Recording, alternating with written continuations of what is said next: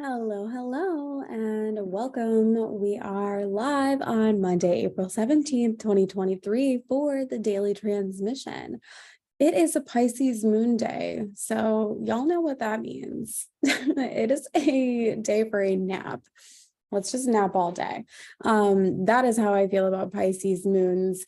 I knew it was coming on Saturday. I felt that void of course energy and was just like, are we about to head into a Pisces moon? Looked at my phone and was just like, I can always tell it is just an energy of tired and slow, and let's just get back under the covers, and let's just like sleep wasn't restful enough last night, let's just sleep some more. Very Pisces moon energy. And I didn't even bother trying to watch the Love is Blind like thing last night, and then I woke up this morning to everybody's like frustrated posts on Facebook and Reddit about the reunion like not working or the live stream not working. And it's like, did nobody think to like ask your friendly neighborhood astrologer if it was like Mercury retrograde shadow period? Because Mercury retrograde starts tomorrow. If Mercury retrograde starts tomorrow, that means we've been in a shadow period for a little while. If you've been feeling like, wow, people are really driving like assholes, like, wow, I'm seeing a whole lot of car accidents. It is just so Mercury retrograde.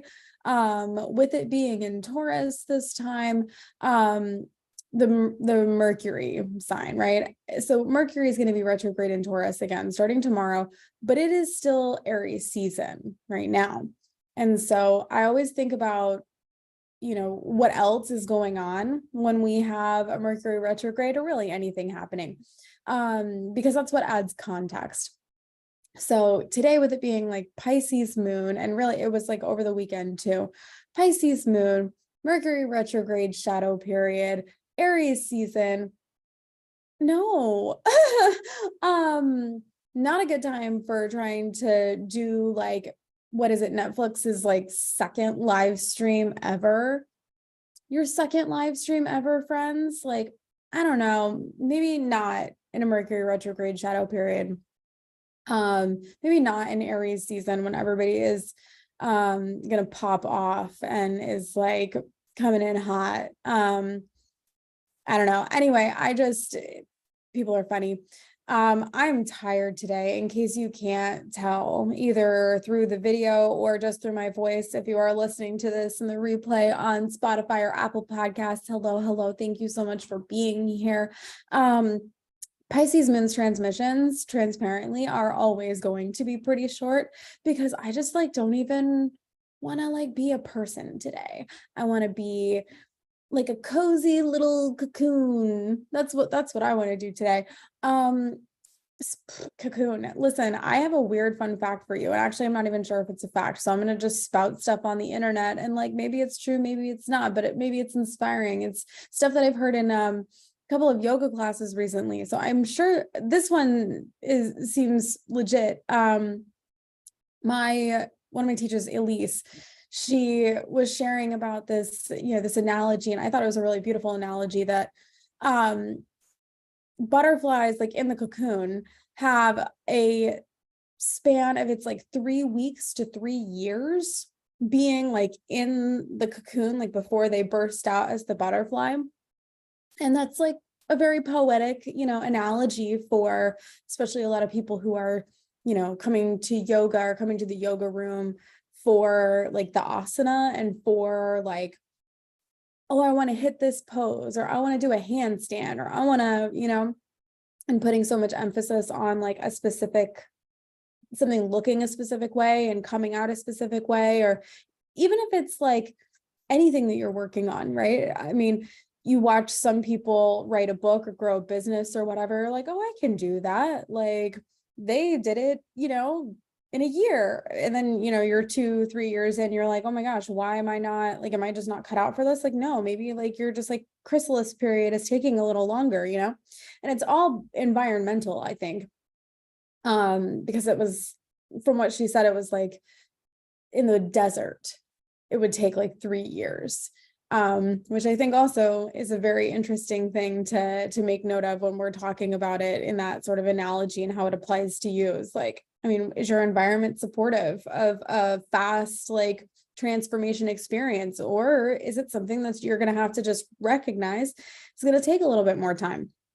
But then yesterday I was in the car with some of my yogis after lunch. We were it was a YTT weekend, and a butterfly flew past, and someone was like, did you know that they only have a 2-week lifespan? Like butterflies only have like a 2-week lifespan.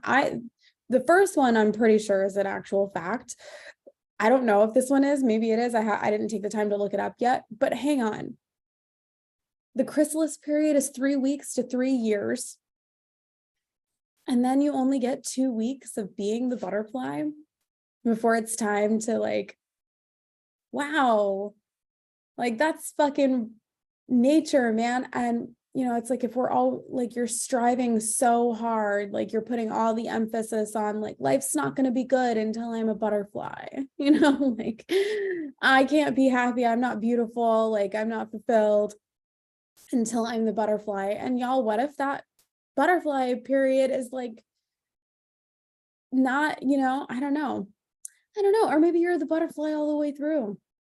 I don't know, just some really good conversations that have evolved over the last few days and few weeks. And transparently, it being a Pisces moon day, and coming out of this YTT weekend, I have more things to say that are all like jumbled up in my head that I'm not necessarily ready to articulate yet, but all good stuff. Just really, I don't know, it's been an incredible couple of weeks, if I'm honest. Some of it's been pretty challenging. Some of it's been really cool and fulfilling, and I hope that is how things are going for you too. I mean, I know it's weird to wish like challenges on you, but I know that you are already experiencing challenges. We all are. And so, yeah, it's my hope that you're able to look at it from that perspective, or to maintain some kind of personal peace and happiness and fulfillment, and despite the challenges. So yeah, look out for Mercury retrograde. It is coming for us all this week. With it being in Taurus, I mean, I'm going to write a post about this on Substack, and I'm sure that will be much more eloquent than what is coming out of my mouth right now. But so you can go subscribe to my Substack. The link is in my bio now. And yeah, I'll have a post about the Mercury retrograde this week. And for paid subscribers, of course, I will give you a breakdown according to your rising sign, so that it'll be a little more relevant to you specifically. But with Mercury being retrograde in Taurus in general, oh my God, hang on, wait. Mercury is going retrograde in Taurus on tax day.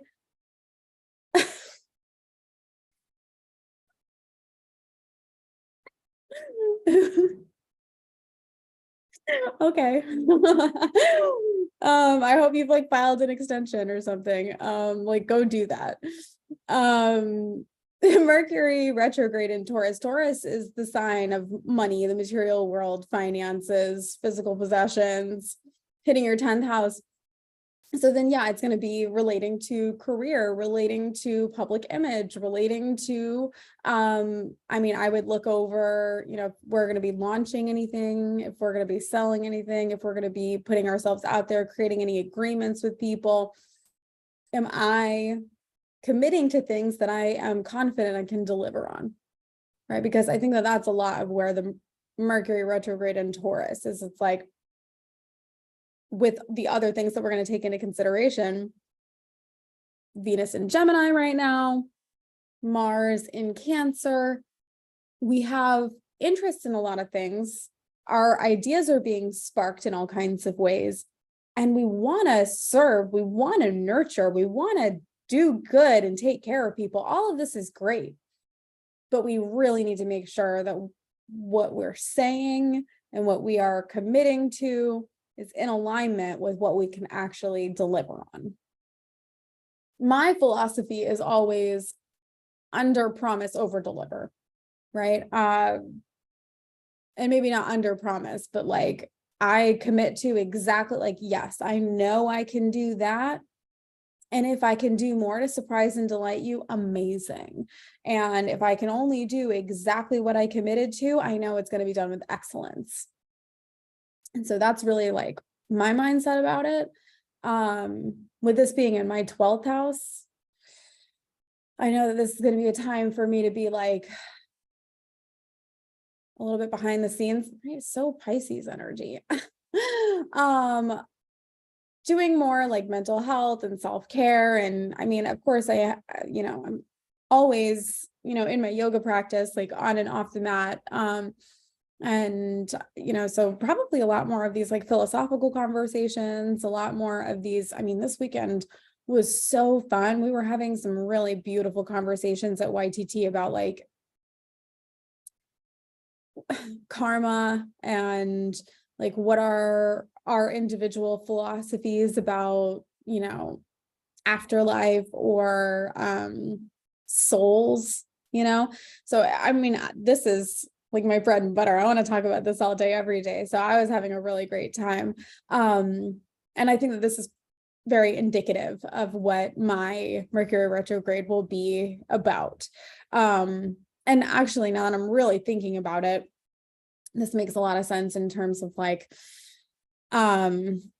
considerations about what I think would be like really vital and necessary for a retreat situation. Now, I don't think that, I keep talking about it. I don't think that a retreat, Mama Capricorn retreat is anything that's going to be happening in 2023, more likely 2024 and maybe even after. But I feel like this is something that I want to do a lot of like marinating in and like creating an experience and finding the right location. I really want to take it slow and be incredibly intentional in a way that I would not be for like a strictly online delivery program. Hi, good morning. Good morning. And so that's where I'm directing a lot of my attention right now for Mercury retrograde and doing a lot of listening. Doing a lot of observing, doing a lot of paying attention, doing a lot of, like you'll probably see on my Substack more like polls or questions than usual over the next couple of weeks, because I want to do, I guess like the 3D term would be like market research, right? Like I want to get to know, what it is that you are struggling with right now, and especially internally, because that's so much of, the work that I really am here to do.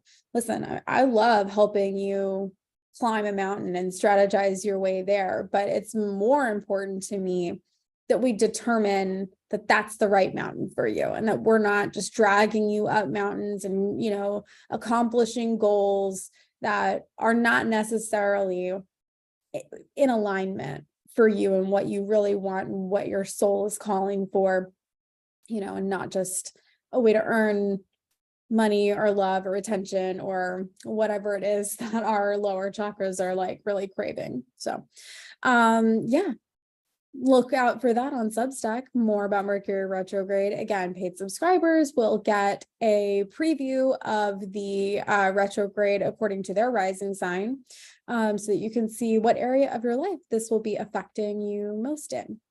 Okay, that is it for me today.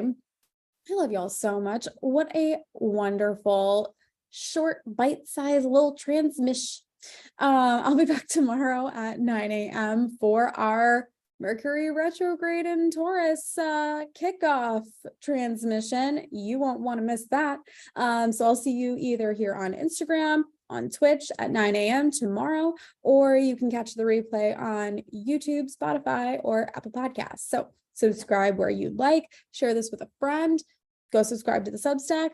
Those are all the plugs I have for today. I will catch you tomorrow. Bye, friends.